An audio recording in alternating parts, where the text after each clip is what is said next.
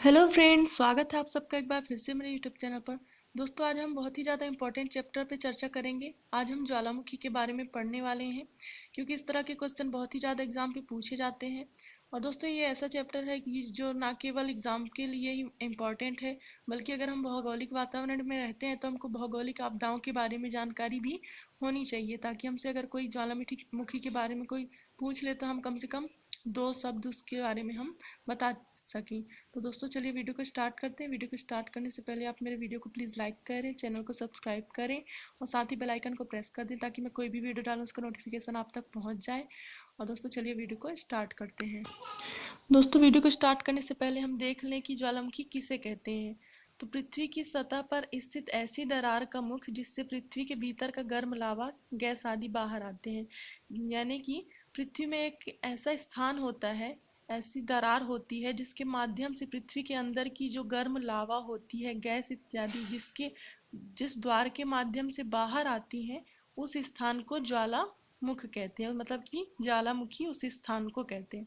ठीक है दोस्तों, अब इसमें सबसे ज़्यादा इम्पोर्टेंट ये है कि ज्वालामुखी के दौरान, ज्वाला उद्गार के दौरान कौन सी चीज़ सबसे ज़्यादा बाहर आती है। यानी कि ज्वालामुखी जब उद्गार होता है, विस्फोटित होता है, तो बहुत सारी चीज़ें ज्वालामुखी के साथ में बाहर आ जाती हैं। तो दोस्तों, हम देखेंगे कि कौन कौन से पदार्थ बाहर आते हैं।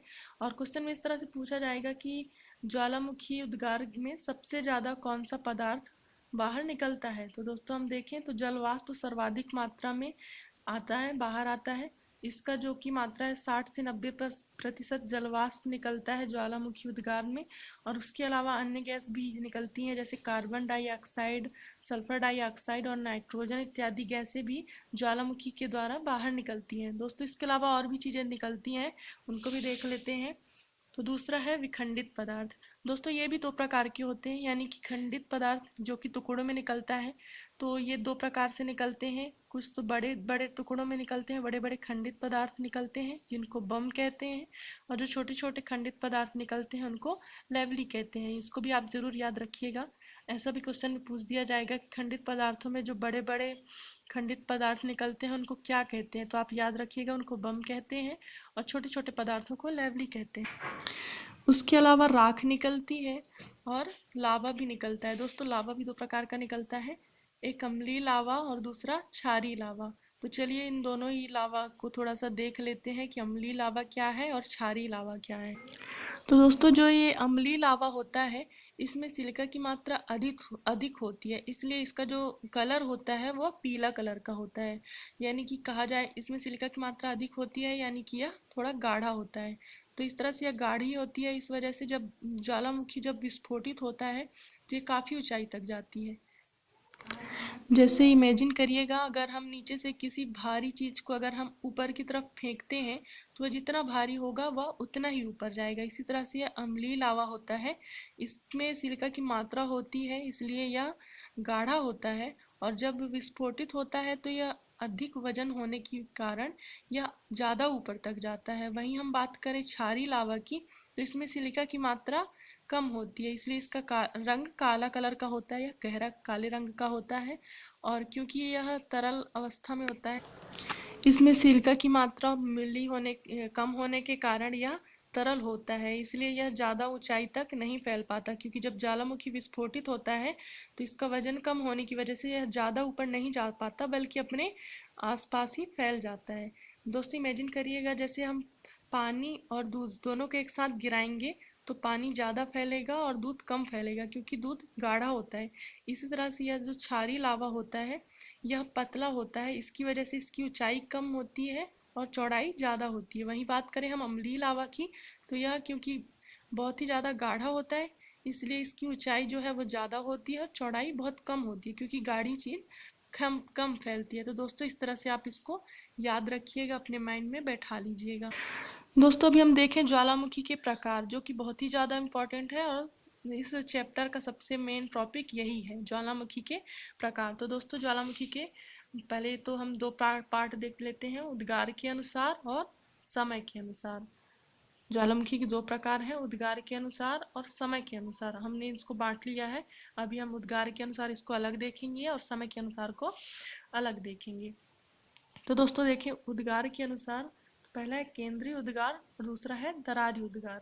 केंद्रीय उद्गार यानी कि किस पर्वत से पाइप के माध्यम से होता है, यानी कि ये जैसे एक पर्वत है, इसमें एक पाइप जैसी संरचना है, यानी कि जो अंदर का जो लावा है उसको कहीं से पाइप जैसा मिला, कोई जगह स्थान मिला, तो वह इस पाइप के माध्यम से बाहर आ जाएगा, यानी कि विस्फोटित हो जाएगा। और उसी तरह यह दरारी उद्गार है, तो जब दो प्लेटें एक दूसरे से अलग हो जाती हैं, यानी कि ये जो प्लेटें हैं ये ऊपर नीचे होती हैं ज़्यादातर, जब ये दोनों प्लेटें एक दूसरे से अलग होती हैं तो बीच में एक गैप मिलता है, इस तरफ से वह इस माध्यम से लावा इस माध्यम से बाहर आ जाता है, उसी को कहते हैं दरारी उद्गार। तो दोस्तों आई होप कि ये उद्गार के अनुसार ये दोनों आपको समझ में आ गए होंगे। अब देख लेते हैं समय के अनुसार।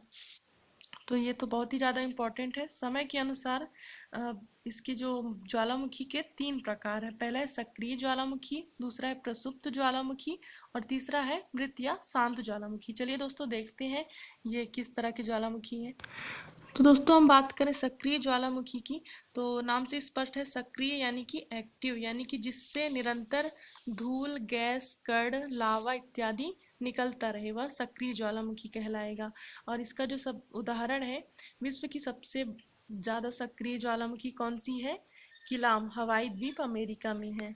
दोस्तों हम इसको ऐसे याद रखेंगे, किलाम हवाई द्वीप अमेरिका में, यानी कि किलाम यानी कि खुला मुंह, और सक्रिय ज्वालामुखी का मुंह तो ऑलरेडी खुला ही होता है क्योंकि उससे हमेशा धूल, गैस, कण निकलती रहती हैं। तो हम इसको ऐसे रिलेट करके पढ़ेंगे, किलाम यानी कि खुला मुंह, और जो खुला मुंह होता है तो जो लावा निकलता है वो हवाई यानी कि हवा में उड़ जाता है। इस तरह से हम इसको याद रखेंगे कि विश्व का सबसे ज़्यादा सक्रिय ज्वालामुखी कौन सा है? खुला मुंह, किलाम हवाई द्वीप अमेरिका में है। ठीक है दोस्तों, इसको आप याद रखिएगा। एग्जाम पे यही पूछा जाएगा कि किलाम जो ज्वालामुखी है वो किस तरह का ज्वालामुखी है, तो आपको याद रहेगा तो आप बता सकेंगे कि यह सक्रिय ज्वालामुखी है।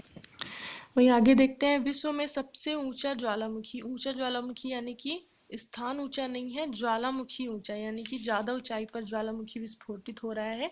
तो यह है कोटोपैक्सी, जो कि इक्वेडोर में है। ठीक है दोस्तों, कोटोपैक्सी इक्वेडोर। हम इसको कैसे याद करेंगे? यानी कि कोटोपैक्सी यानी कि कोट पहनकर कोई भी इंसान लंबा दिखता है, ऊंचा दिखता है, इसको हम ऐसे याद रखेंगे कि कोट पहनकर कोई भी इंसान ऊंचा दिखता है और उसको डोर से निकलने में दिक्कत होती है। इक्वेडोर, डोर यानी दरवाजा से निकलने में दिक्कत होती है। इस तरह से आप याद रखिएगा कि विश्व में सबसे ऊंचा ज्वालामुखी कौन है? कोटोपैक्सी। कोट पहन के इंसान लंबा दिखता है, ऊंचा दिखता है और उसको डोर से निकलने में दिक्कत होती है।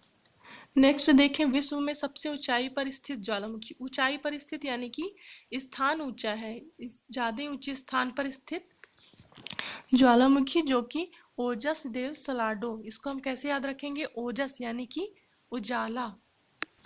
कोई भी चीज जितनी ऊंचाई पर रहेगी तो उससे ज्यादा ही उजाला आएगी, यानी कि लाइट वाली चीज अगर ज्यादा ऊंचाई पर रखी है तो उससे ज्यादा उजाला आएगा। और ये जो ज्वालामुखी है वो अर्जेंटीना और चिली के मध्य में स्थित है। इस तरह से आप इसको याद रखिएगा दोस्तों।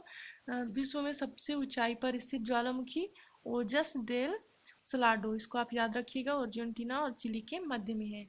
अब हम देखें स्ट्राम्बोली, जो कि भूमध्य सागर का प्रकाश स्तंभ है। ये बहुत ही ज़्यादा इम्पोर्टेंट है। स्ट्राम्बोली ज्वालामुखी भूमध्य सागर का प्रकाश स्तंभ कहलाता है। वहीं हम भारत में देखें, भारत का जो जागृत ज्वालामुखी है वो है भारत में बैरल ज्वालामुखी। बैरल यानी कि बोराया हुआ। ठीक है दोस्तों, आप इस तरह से याद रखिएगा, बैरल यानी बोराया हुआ, जो एनी टाइम बोराया रहता है, यानी कि निकलते रहता है उससे धूल, कण इत्यादि। दोस्तों इसी तरह हम बात करें प्रसुप्त ज्वालामुखी की, तो इसका अर्थ यह होता है, प्रसुप्त यानी कि इसकी जो संभावना होती है, इसकी कभी भी इससे ज्वालामुखी विस्फोटित हो सकता है, यानी कि कोई पता रहता नहीं होता है, बस संभावनाएं होती हैं इससे ज्वालामुखी उद्गार होने की। इसका जो उदाहरण है वो है वीयस, इटली में है। दोस्तों हम इसको ऐसे याद रखेंगे, वीयस यानी कि बियर और इटली यानी कि टल्ली, बियर पी के टल्ली। आप इस तरह से याद रखिएगा, इसकी कोई संभावना नहीं है, यानी कि प्रसुप्त ज्वालामुखी है।